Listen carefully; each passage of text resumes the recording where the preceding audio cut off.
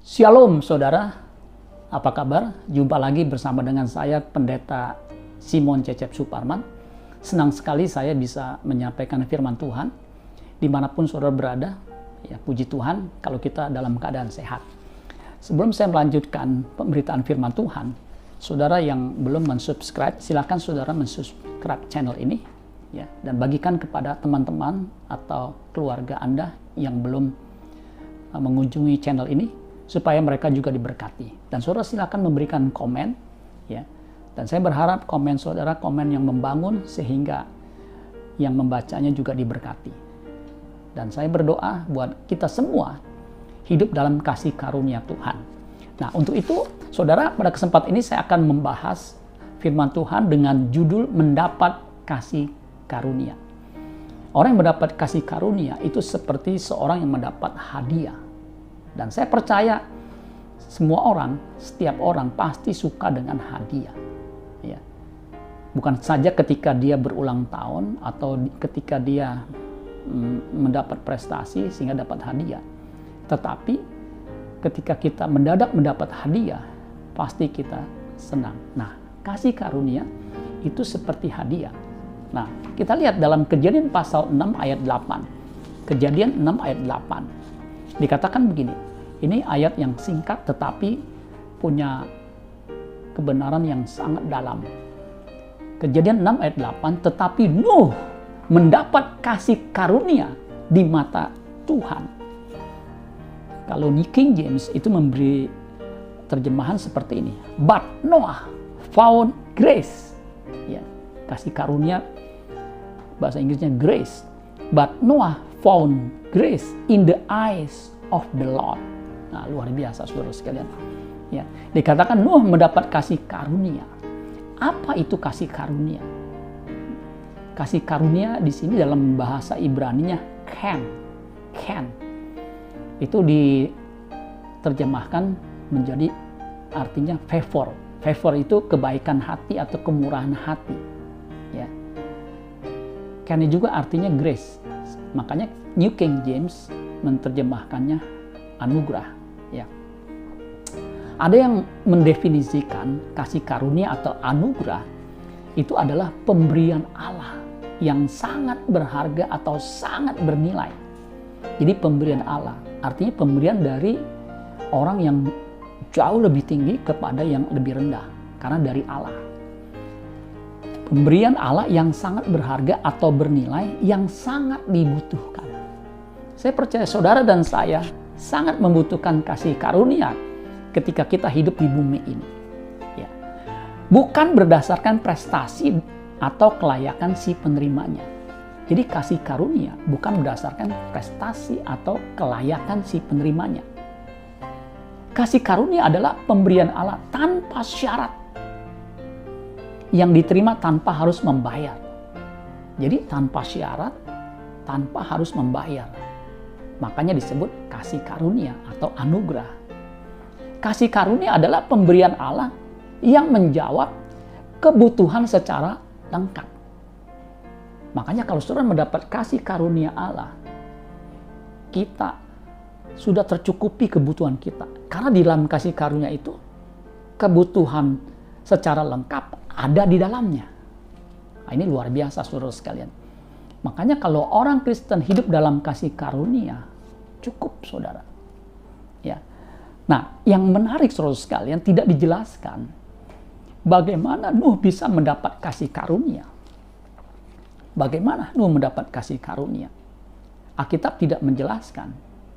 Memang kasih karunia itu pemberian Allah. Nah, pemberian Allah itu kita nggak bisa memastikan.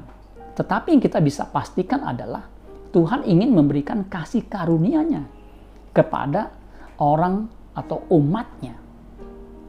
Kita tidak tahu apakah karena Nuh saleh sehingga dia mendapat kasih karunia. Karena di ayat selanjutnya, di ayat 9, itu dikatakan begini. Setelah ayat 8 tadi kita baca, Nuh mendapat kasih karunia di mata Allah. Di ayat 9-nya dikatakan begini. Inilah riwayat Nuh. Jadi dikisahkan ini riwayat Nuh, orang yang hidupnya mendapat kasih karunia di mata Allah.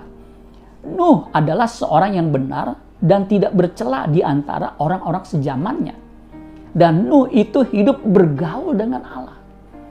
Jadi saudara lihat, ada hubungannya antara orang yang bergaul dengan Allah dan kasih karunia. Ada hubungannya antara orang yang bergaul dengan Allah dengan hidupnya yang benar dan tidak bercela.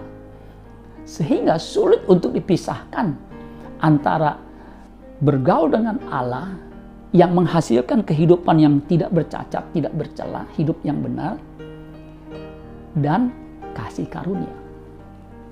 Dan saya bisa mengatakan bahwa kalau kita hidup benar di hadapan Allah, kita hidup bergaul dengan Allah, kita berusaha hidup tidak bercacat, tidak bercela di hadapan Allah, kita hidup dalam kasih karunia Tuhan. Dan kalau kita hidup dalam kasih karunia Tuhan, tidak ada lagi yang bisa menjadi malapetaka buat kita, atau yang disebut kecelakaan atau kesialan. Karena apa? Semua kebutuhan sudah lengkap.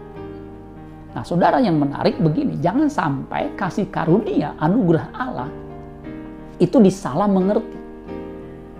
Kenapa saya katakan disalah mengerti? Karena ada orang yang berkata, kalau kita sudah mendapat kasih karunia, kita tidak usah berbuat apa lagi. Karena apa? Kasih karunia sudah mencukupi kita. Ternyata di dalam kasih karunia tersimpan atau terkandung misi atau tugas dan tanggung jawab. Kok Bapak bisa mengatakan begitu? Karena di ayat selanjutnya kalau kita baca, nanti saudara kalau sempat baca di rumah dari ayat 1 dan seterusnya. Di tengah dunia yang jahat, ternyata ada seorang yang hidupnya benar dan tidak bercacat, tidak bercela, yaitu Nuh. Yang Alkitab mengatakan dia mendapat kasih karunia. Setelah dia mendapat kasih karunia, diceritakan riwayat hidupnya. Ternyata saudara sekalian di ayat 13 dan 14, di situ ada tanggung jawab, ada tugas yang Nuh harus selesaikan sebagai orang yang mendapat kasih karunia Tuhan. Dikatakan ayat 13 Kejadian 6, berfirmanlah Allah kepada Nuh, aku telah memutuskan untuk mengakhiri hidup segala makhluk, sebab bumi telah penuh dengan kekerasan oleh mereka. Jadi aku akan memunahkan mereka bersama-sama dengan bumi. Ini air bah, ya, di mana membinasakan semua penduduk yang ada di bumi itu. Ayat 14, buatlah bagimu sebuah bahtera dari kayu gofir. Nah, ini sebuah perintah, tugas yang harus diselesaikan Nuh. Buatlah bagimu, Nuh, sebuah bahtera dari kayu gofir. Bahtera itu harus kau buat berpetak-petak dan harus kau tutup dengan pakal dari luar dan dari dalam. Jadi saudara sekalian, orang yang mendapat kasih karunia di mata Allah, dia punya tugas dan tanggung jawab yang harus diselesaikan. Nah, sebagai umat perjanjian baru yang mendapat kasih karunia anugerah yang kita terima adalah pengorbanan Kristus di kayu salib, sehingga kita yang percaya kepadanya tidak binasa, melainkan beroleh hidup yang kekal. Itu anugerah yang tidak terkirakan. Kita yang harusnya binasa, tetapi karena Yesus mati di kayu salib, kita diselamatkan. Nah, sama prinsipnya, orang mendapat kasih karunia, dia punya tugas dan tanggung jawab. Dia punya misi. Apa misinya? Filipi pasal 2 ayat 12. Ini tanggung jawab, tugas yang kita harus selesaikan karena kita mendapat kasih karunia yang luar biasa ketika kita menerima Yesus sebagai Tuhan dan Juru Selamat. Yohanes 11 ayat 12 dikatakan, semua orang yang menerimanya diberinya kuasa untuk menjadi anak Allah, yaitu bagi mereka yang percaya dalam namanya. Dan kita yang percaya mendapat kasih karunia, kita punya tugas. Filipi 2 ayat 12 dikatakan, hai saudara-saudaraku yang kekasih. Ini jelas. Paulus mengatakan kepada jemaat Filipi, saudara-saudaraku yang kekasih, kamu senantiasa taat. Jelas, saudara-saudara kekasih berarti sudah percaya Tuhan Yesus sebagai keluarga Allah.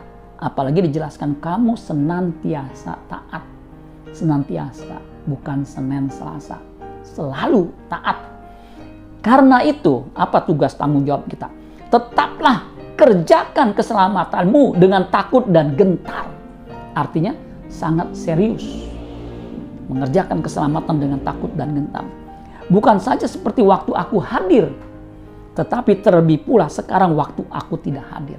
Nah, saudara dan saya, sebagai orang yang mendapat kasih karunia Allah, kita punya tugas mengerjakan keselamatan. Apa itu keselamatan? Keselamatan sesungguhnya adalah dikembalikannya manusia kepada rancangannya yang semula. Apa rancangan Allah yang semula? Ketika manusia diciptakan, Allah merancang agar manusia segambar dan serupa dengan Dia. Dan kita yang hidup di dalam perjanjian baru, umat perjanjian baru, kita harus serupa dengan Kristus. Dan untuk menjadi serupa dengan Kristus, kita harus mengerjakannya dengan takut dan gentar. Kita harus bersedia dimuridkan, sehingga kita punya kualitas seperti kualitas yang dimiliki oleh Kristus. Dan kita harus menjalani tugas ini selama kita hidup. Ini tanggung jawab kita sebagai orang yang menerima kasih karunia. Orang Kristen yang tidak mengerjakan keselamatannya adalah orang Kristen yang menyia-nyiakan anugerah yang besar itu. Makanya saudara sekalian, jangan saudara berpikir ketika sudah terima Yesus sebagai Tuhan dan Juru Selamat, boleh hidup amburadul. Nggak bisa. Kita harus hidup tidak bercacat dan tidak bercela. Karena itu tugas dan tanggung jawab kita. Sehingga kita bisa menjadi saksi. Sehingga kita bisa menjadi terang, menjadi garam dimanapun kita berada. Dan itu bisa membawa keharuman bagi orang lain. Sehingga orang lain berkata, orang sebaik dia, orang benar seperti dia, tidak mungkin menyembah Tuhan yang salah. Pasti Tuhannya benar. Sehingga orang lain pun bisa mengikuti teladan kita. Karena kita hidup mengerjakan keselamatan, sehingga hidup kita diubahkan. Hidup kita menjadi seperti Kristus. Sebagaimana jemaat mula-mula ketika dalam aniaya yang besar, mereka tetap hidup seperti Kristus. Makanya mereka disebut Kristen, artinya to be like Christ. Seperti Kristus. Kristianos bahasa Yunaninya. Kristianos artinya orang yang punya sifat, attitude seperti Kristus. Yang punya cara berpikir, mindset seperti Kristus. Sehingga hidupnya pun seperti Kristus. Mari kita kerjakan keselamatan kita masing-masing dengan takut dan gentar. Karena kita orang yang mendapat kasih karunia di mata Allah. Amin buat firman Tuhan. Tuhan Yesus memberkati. Sola Gracia.